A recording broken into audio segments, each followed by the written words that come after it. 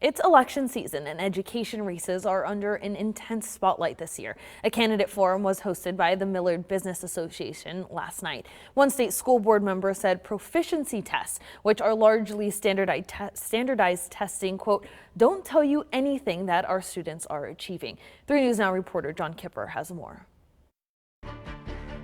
During a candidate forum in Millard Tuesday, State Board of Ed member Deborah Neary was criticized by her opponent Marty Hodgen that the most recent Nebraska proficiency scores, which average out standardized testing results, were too low.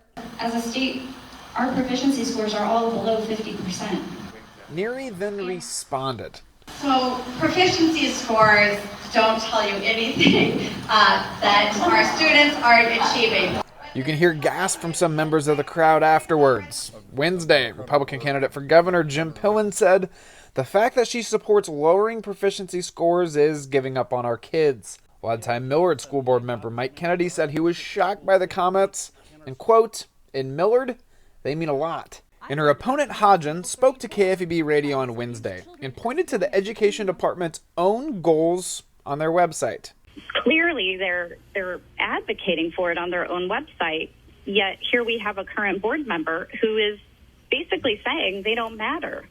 I spoke with Neary about her comments. Before we get to that, though, it's true that Nebraska's proficiency scores were at or below 50% in all subjects tested. The Department of Education tells me those numbers were accumulated in a COVID year when not all students were in the classroom, and the numbers are worse than past years. Neary said those assessments are useful tools, but points to numbers from the nation's report card where Nebraska is much higher. It's the only one that asks questions that are the same across each state, so we can see how we're doing. She said comparing proficiency scores between states is not an apples to apples comparison. They are not a comparison of how Nebraska's doing in comparison to anywhere else because our questions are completely different. Our cut scores are different.